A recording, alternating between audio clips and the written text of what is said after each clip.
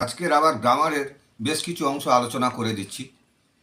গতদিন তো class 10-এর fable কবিতা সম্বন্ধে ডিটেল আলোচনা করে দিয়েছি, অনুশীলনীর প্রশ্নগুলো সলভ করে দিয়েছি। শুধু গ্রামার এবং রাইটিং স্কিলটা আমরা পরবর্তী ভিডিওতে প্রকাশ করব।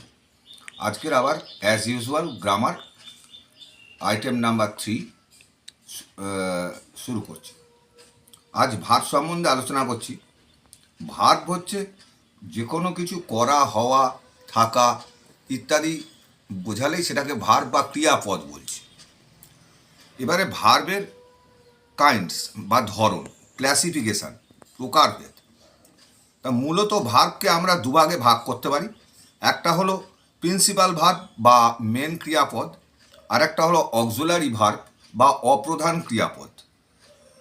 এখন প্রিন্সিপাল ভার্ব বা প্রধান ক্রিয়াপদকে আবার দুভাগে ভাগ করতে পারি, ট্রানজিটিভ এবং ইনট্রানজিটিভ। ট্রানজিটিভ মানে সকর্মক ক্রিয়া, অর্থাৎ যে ক্রিয়াপদগুলি কর্মকে সঙ্গে নেয়, আর ইনট্রানজিটিভ মানে অকর্মক, যে ক্রিয়াপদগুলি কর্মকে সঙ্গে নেবে না। আর অক্সিলারি হচ্ছে অপ্রধান বাক্য। একে আবার দুভাগে ভাগ করা যায়, একটা প্রাইমারি মানে প্রাথমিক, একটা হচ্ছে মোডাল মানে রীতি বা ধরন।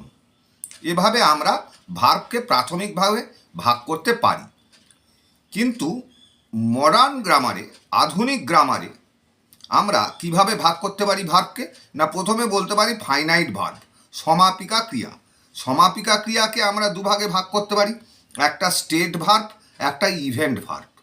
স্টেট ভার্বকে আবার আমরা ভাগ করতে পারি চারটে ভাগে, একটা state of perceiving, state of mind, state of being, state of relationship.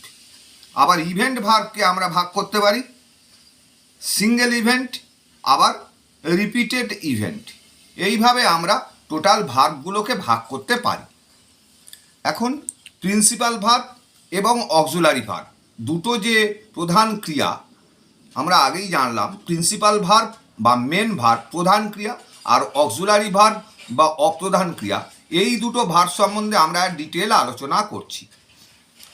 When a verb is used independently, যখন একটা ক্রিয়াপদ স্বাধীনভাবে আচরণ করছে বা ক্রিয়াশীল থাকছে, তখন তাকে আমরা বলবো প্রধান বাক্যাংশ বা প্রিন্সিপাল ভার্ব বা মেন ভার্ব। যেমন হি গোজ টু স্কুল এভরিডে, সে প্রতিদিন স্কুলে যায়, তাহলে গো ভার্ব। এই গো ভার্বের মাধ্যমে বাক্যটার অর্থ পরিষ্কার হয়ে যাচ্ছে। গো ভার্ব মানে যাওয়া, সে প্রতিদিন স্কুলে যায়, তাহলে গো ভার্বটা বাক্যটার অর্থ পরিষ্কার করতে পারছে, স্বাধীনভাবে ব্যবহৃত হয়েছে বাক্যের মধ্যে, তাহলে গো ভার্বটা হচ্ছে প্রিন্সিপাল ভার্ব।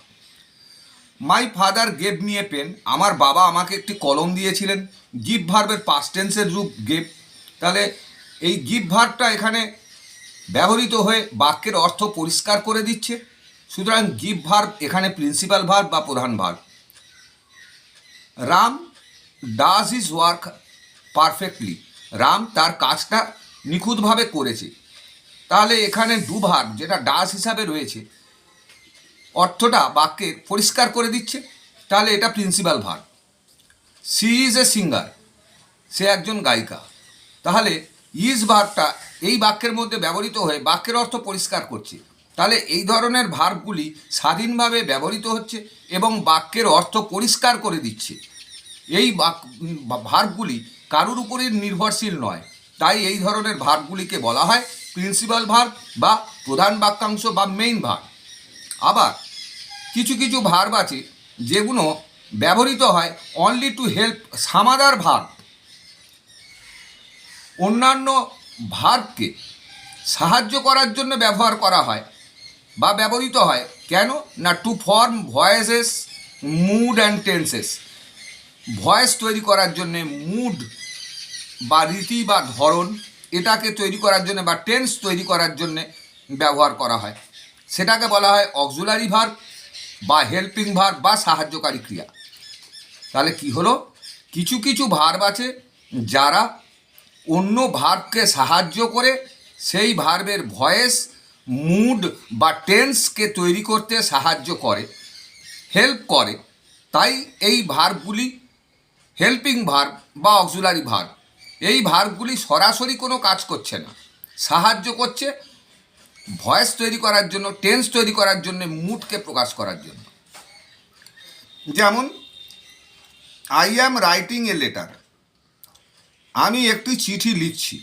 তাহলে এখানে যে এই অ্যাম ভার্বটা রয়েছে, এখানে অ্যাম ভার্বটা কিন্তু অক্সিলারি ভার্ব, রাইট ভার্বটা মূল ভার্ব।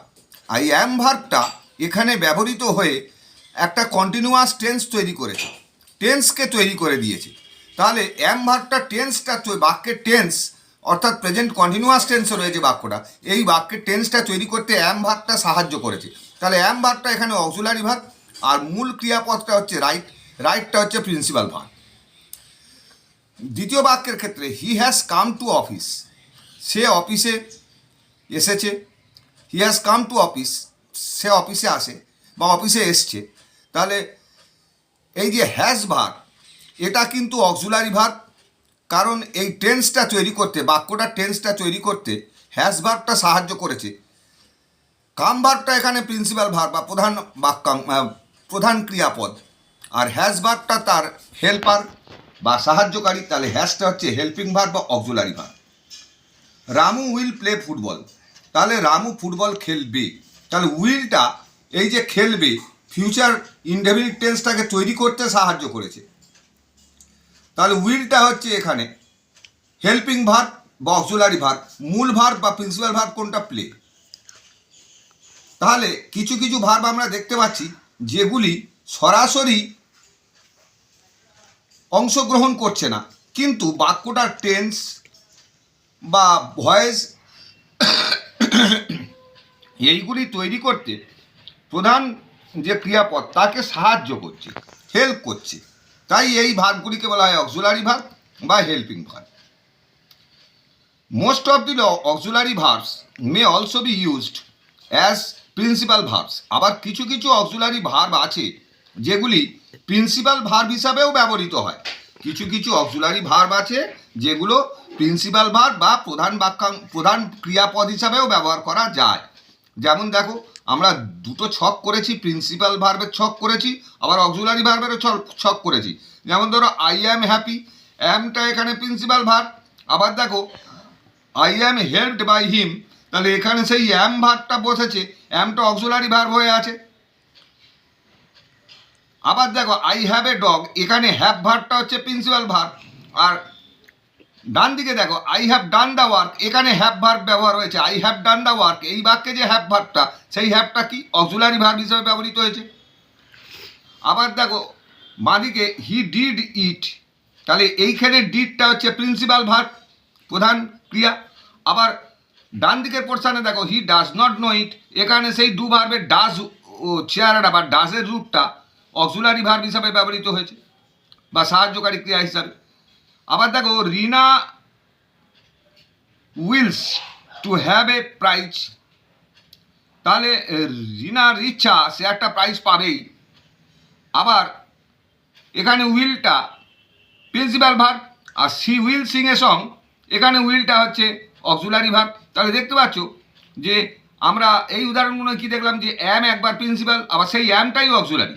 হ্যাভটা হচ্ছে প্রিন্সিপাল, হ্যাভটাই আবার অক্সিলারি। তাহলে একই ধরনের ভার্বকে আমরা প্রয়োগের মাধ্যমে, প্রয়োগের কৌশলে প্রিন্সিপাল ভার্ব হিসাবেও ব্যবহার করতে পারি, আবার অক্সিলারি ভার্ব হিসাবেও ব্যবহার করতে পারি। সহজ কথা মনে রাখতে হবে যে প্রিন্সিপাল ভার্ব সেটাই, প্রধান ক্রিয়াপদ সেটাই যেটা এককভাবে স্বাধীনভাবে ব্যবহৃত হয়ে বাক্যের অর্থকে পরিষ্কার করে দিতে পারছে। আর অক্সিলারি ভার্ব বা হেল্পিং ভার্ব সেটাই যেটা অন্য দ্বিতীয় কোনো ভার্বকে সাহায্য করবে বাক্যের অর্থ, বাক্যের টেন্স, বাক্যের ভয়েসকে পরিষ্কার করার জন্য।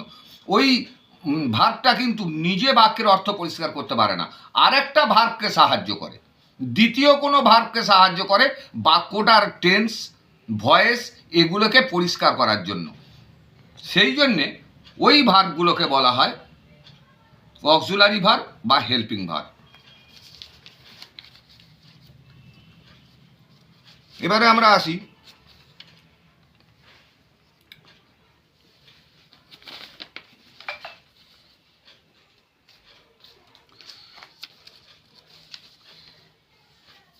লেট বিশেষ আমরা পয়েন্ট দিই, let also is an auxiliary supplying first and third persons of an imperative. যে লেটটা, এই যে লেট যে বিশেষ ভার্ব, লেট একটা বিশেষ ভার্ব, লেট এটা একটা অক্সিলারি ভার্ব লেট, যেটা হচ্ছে ফার্স্ট এবং থার্ড পারসনে ব্যবহার করা যায়। যেমন লেট আস প্লে, যেমন let it be done at once, এটা কি একটা কমান্ড হিসাবে। চলো এটা আমরা এখনই সেরে ফেলি। আবার অ্যাজামশান, ধরে নেওয়া, লেট পিকিউ সমান আরটি, ধরে নাও পিকিউ আর আরটি সমান। আবার পারমিশন অর্থে লেটকে ব্যবহার করা হয়, let him do this work, তাকে এই কাজটা করার অনুমতি দাও, পারমিশন দাও। তাহলে লেট দেখছো অক্সিলারি ভার্ব হিসাবে ব্যবহার করা হয় লেটকে। এই যে লেটের প্রয়োগ, কমান্ড হিসাবে লেটের প্রয়োগ মানে আদেশ হিসাবে। অ্যাজামশান, ধরে নেওয়া কোনো কিছু, সেই হিসাবে লেটের প্রয়োগ, লেট তো ভার্ব, লেট ভার্বের প্রয়োগ। আবার পারমিশন, অনুমতি দেওয়া অর্থে লেট ভার্বের প্রয়োগ। এগুলো আমরা করে দেখালাম। এই যে প্রয়োগগুলো, এই প্রয়োগগুলো তোমাদের খুব নিখুঁত করে শিখলে পরবর্তীতে রাইটিংয়ের মধ্যে এই জিনিসগুলোকে যদি প্রয়োগ করতে পারো, এই ভার্বগুলোকে, তাহলে ইংরেজিটা অনেক শ্রুতিমধুর হবে। তাই নিখুঁত করে বিভিন্ন ধরনের ভার্বের প্রয়োগ ক্ষেত্রটা ভালো করে জানতে হবে। তাই লেটের কিছু প্রয়োগ ক্ষেত্র দেখালাম যে কি কি বিশেষ অর্থে লেটকে ব্যবহার করা যায়। কিন্তু মনে রেখো লেট কিন্তু auxiliary verb, let auxiliary verb, কিন্তু লেটের বিভিন্ন প্রয়োগের ক্ষেত্র আলাদা, বিভিন্ন অর্থে আমরা লেটকে ব্যবহার করেছি। এটাই জানতে হবে যে বিভিন্ন ভার্বকে বিভিন্ন প্রয়োজনে প্রয়োগ করতে পারলে রাইটিং স্কিলটা অনেক বাড়বে এবং লেখাটা অনেক শ্রুতিমধুর হবে। এবারে আমরা আসি ট্রানজিটিভ ভার্ব। ট্রানজিটিভ ভার্ব মানে সকর্মক্রিয়া, যে সকল ভার্ব কর্ম গ্রহণ করবে।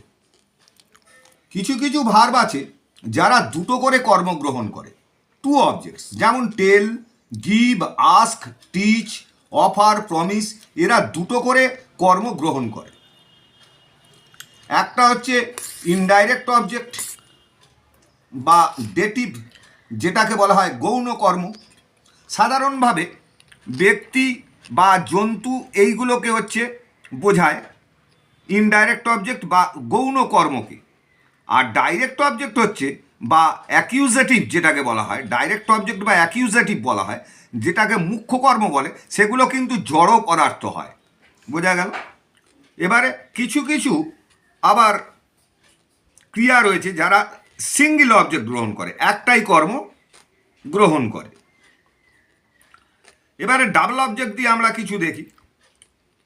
মাই father gave me a book, তাহলে এখানে মিটা একটা অবজেক্ট, আবার বুকটাও একটা অবজেক্ট। অবজেক্ট চেনার সহজ নিয়ম কি না, ক্রিয়াপদকে কি অথবা কাকে দিয়ে প্রশ্ন করলে যে উত্তর পাওয়া যাবে সেটাই হচ্ছে অবজেক্ট বা কর্ম। সে মুখ্য কর্মের উত্তরও আসবে, আবার গৌণ কর্মেরও উত্তর তুমি পাবে।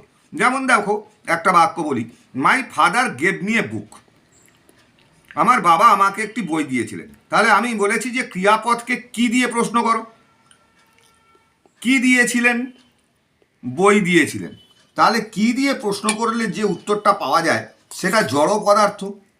আর জড় পদার্থের যদি কোনো উত্তর পাওয়া যায় জড় পদার্থ, তাহলে সেটা সাধারণভাবে মুখ্য কর্ম হয়। একটু আগেই বলেছি জড় পদার্থের যে উত্তর হয় সেটা হচ্ছে মুখ্য কর্ম বা ডাইরেক্ট অবজেক্ট বা অ্যাকিউজেটিভ।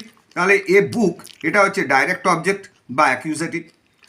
আবার ক্রিয়াপদকে কাকে দিয়ে যদি প্রশ্ন করা যায়, যে বাবা কাকে দিয়েছিলেন, আমাকে, তাহলে কাকে দিয়ে প্রশ্ন করলে ব্যক্তিবাচক উত্তরটা আসছে, তাহলে মি মানে আমাকে। তাহলে ব্যক্তিবাচক যদি কর্ম হয় তাহলে সেটা হচ্ছে গৌণ কর্ম বা ডেটিভ বা ইনডাইরেক্ট অবজেক্ট। তাহলে মিটা হচ্ছে ডেটিভ বা ইনডাইরেক্ট অবজেক্ট, আর বুকটা হচ্ছে ডাইরেক্ট অবজেক্ট বা মুখ্য কর্ম বা অ্যাকিউজেটিভ, যেহেতু জড় পদার্থ। এরকম আরও একটা উদাহরণ দেখা যাক। She asked you a question, সে তোমাকে একটি প্রশ্ন জিজ্ঞেস করলো। একইভাবে তুমি প্রশ্ন করো, কি জিজ্ঞাসা করলো, কি দিয়ে প্রশ্ন করো ক্রিয়াপদকে, ক্রিয়াপদ কোনটা জিজ্ঞেস করলো, কি দিয়ে প্রশ্ন করো, কি জিজ্ঞেস করলো, উত্তর কি আসছে? একটি প্রশ্ন। তাহলে একটি প্রশ্ন, এটা জড় পদার্থ। তাহলে জড় পদার্থ যদি হয় তাহলে কি হবে? সেটা হচ্ছে মুখ্য কর্ম বা ডাইরেক্ট অবজেক্ট, অর্থাৎ অ্যাকিউজেটিভ। তাহলে এ কোশ্চেনটা হচ্ছে ডাইরেক্ট অবজেক্ট। কাকে জিজ্ঞেস করলো, কাকে দিয়ে প্রশ্ন করলে যে উত্তর পাওয়া যাবে সেটা ব্যক্তিবাচক, তাহলে সেটা হয়ে যাবে গৌণ কর্ম বা ডেটিভ বা ইনডাইরেক্ট অবজেক্ট। তাহলে ইউটা এখানে ডেটিভ বা ইনডাইরেক্ট অবজেক্ট। তাহলে বোঝা গেল যে কর্ম কি করে খুঁজে বার করতে হয়। কর্ম দু ধরনের, কিভাবে কোন কর্মকে চিনতে হয়, কোনটা মুখ্য কর্ম আর কোনটা গৌণ কর্ম। এবারে যে ভার্ব একটি মাত্র অবজেক্ট গ্রহণ করে তাকে বলা হয় মোনোট্রানজিটিভ ভার্ব। যে ভার্ব দুটি অবজেক্ট গ্রহণ করে তাকে বলা হয় ডিস্ট্রিবিউটিভ। এবারে হচ্ছে আসি আমরা বিভিন্ন ধরনের অবজেক্টের মধ্যে বা কর্মের মধ্যে। রিটেইনড অবজেক্ট, সাম ট্রানজিটিভ ভার্বস, ট্রানজিটিভ মানে সকর্ম।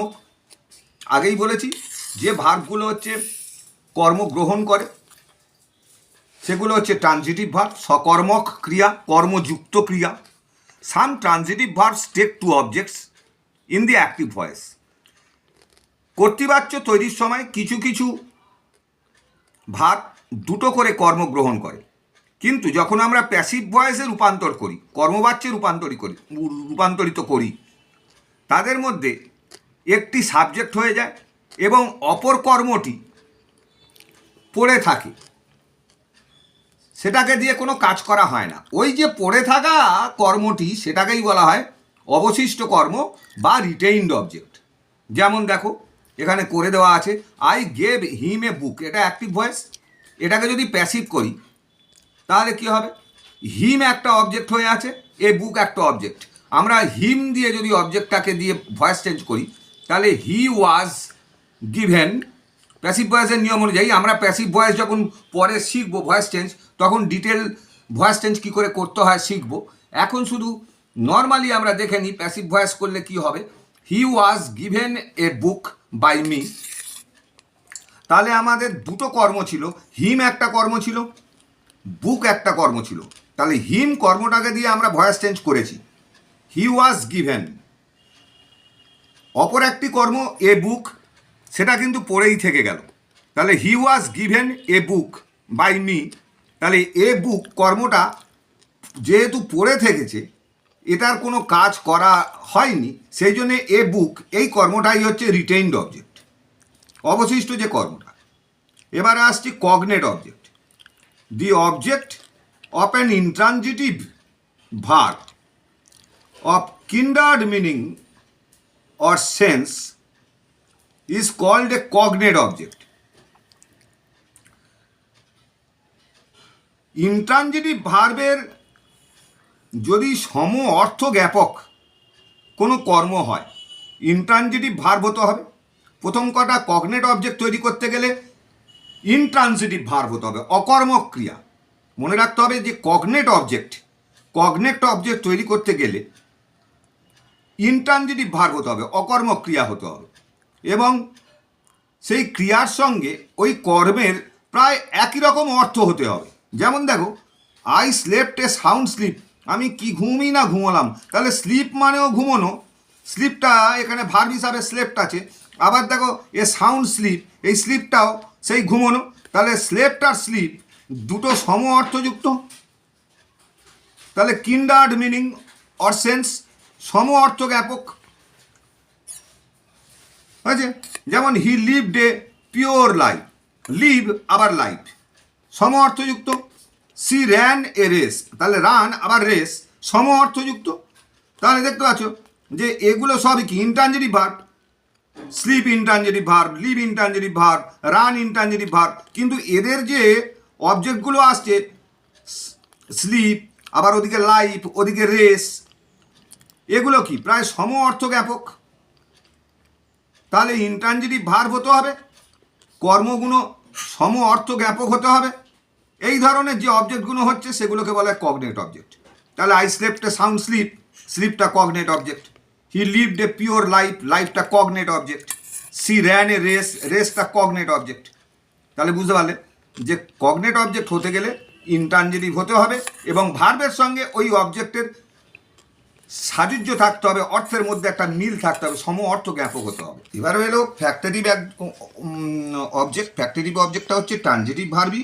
এখন কোনো কোনো ট্রানজিটিভ ভার্বের যে অর্থটা সেটা পরিষ্কার করার জন্য কি করতে হয় না, তারপরে একটা বিশেষ ওয়ার্ড, ওই রিলেটেড ওয়ার্ড ব্যবহার করতে হয়। যেমন আই টুক হিম, টুকটা হচ্ছে ট্রানজিটিভ ভার্ব। এবার টুক হিম, তো আই টুক হিম, তাহলে হিম, হিমটা কি, হিম হচ্ছে প্রিজনার, তাহলে ওই হিমের সঙ্গে প্রিজনারের একটা লিঙ্ক।